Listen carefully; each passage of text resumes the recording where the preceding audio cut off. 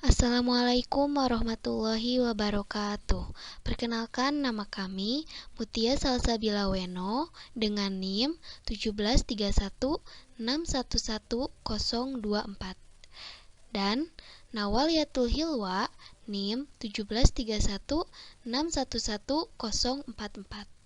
Di sini kita akan membahas tentang asesmen dalam pendidikan inklusi.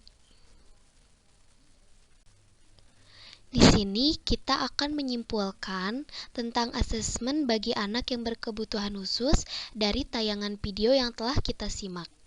Asesmen dalam pendidikan khusus berbeda dengan asesmen pada umumnya. Asesmen seringkali dikatakan sebagai penilaian, sedangkan asesmen dalam pendidikan khusus memiliki arti yang khas dan jauh lebih luas dibandingkan dengan istilah diagnostik, tes, maupun evaluasi. Ada 4 aspek terkait dengan kondisi seorang individu dalam asesmen.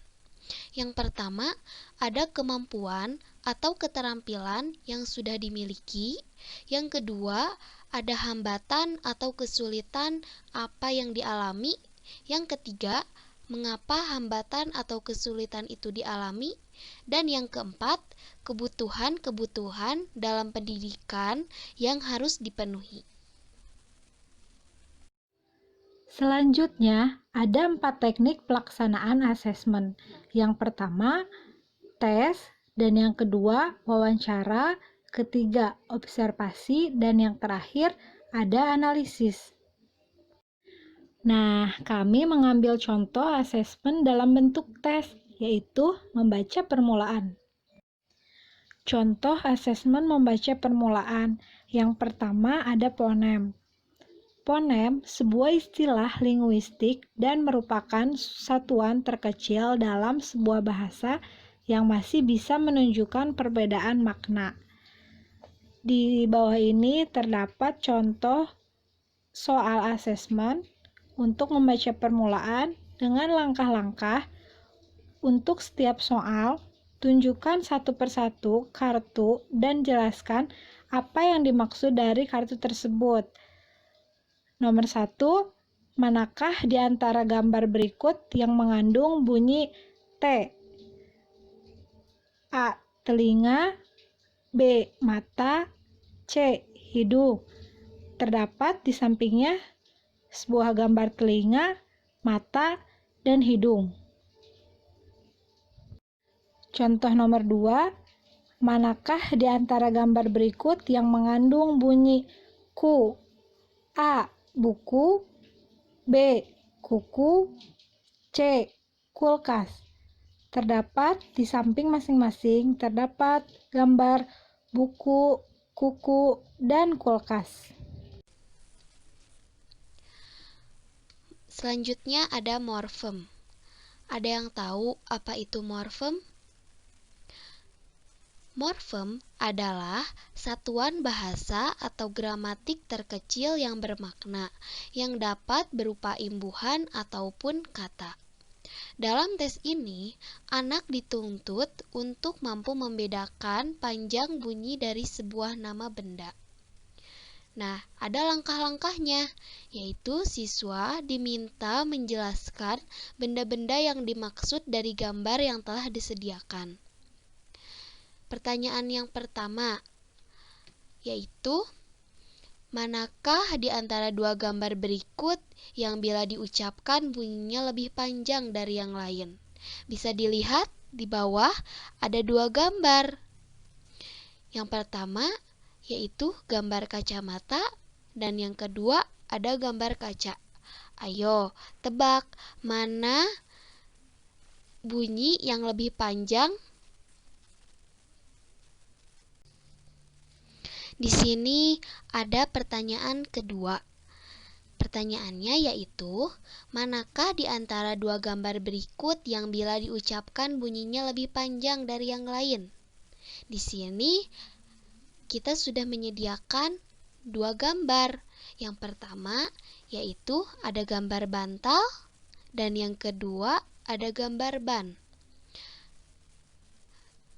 Mana dari dua gambar berikut yang memiliki bunyi lebih panjang? Ayo, yang mana?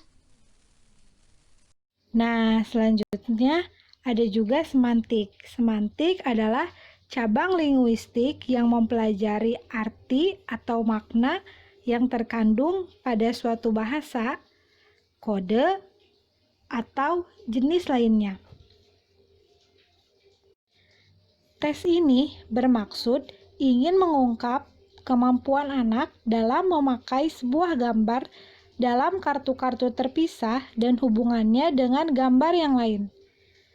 Langkah pertama, tes ini adalah menerangkan benda-benda yang dimaksud dari gambar yang telah disediakan, lalu menanyakan kepada anak hubungan yang paling dekat dari gambar yang pertama diperlihatkan dengan gambar-gambar lainnya, dan jelaskan gambar baju, sepatu, dan topi.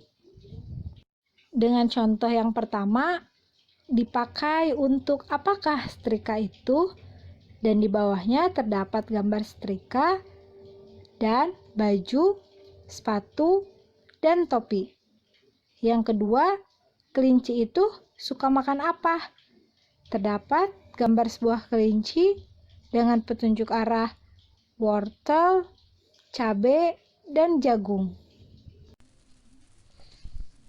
Sintaksis. Ada yang tahu apa itu sintaksis? Sintaksis yaitu menempatkan bersama-sama kata-kata menjadi kelompok kata atau kalimat.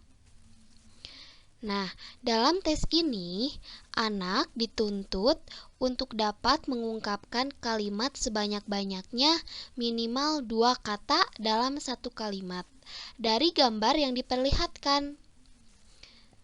Di sini kita menyediakan 2 contoh pertanyaan. Buatlah kalimat minimal 2 kata dari gambar berikut. Di sini ada 2 gambar. Gambar pertama bisa dilihat, yaitu seorang anak yang sedang menyapu teras. Dan yang kedua, ada 2 anak, laki-laki dan perempuan, sedang bermain sepeda. Ayo, buat kalimat minimal 2 kata dari gambar berikut. Nah, dan yang terakhir, ada evaluasi. Bila anak dapat menyelesaikan soal lebih dari 80%, maka anak sudah siap melanjutkan pada tes akademik. Yang kedua, bila anak dapat menyelesaikan 51% sampai dengan 79%, masih bisa dipaksakan untuk melanjutkan pada tes akademik. Dan yang ketiga, bila anak dapat menyelesaikan di bawah 50%, belum siap untuk melanjutkan tes akademik. Sekian dan terima kasih ya teman-teman semuanya. Semoga apa yang dapat kita sampaikan bisa tersampaikan dengan baik. Semoga bermanfaat. Wassalamualaikum warahmatullahi wabarakatuh.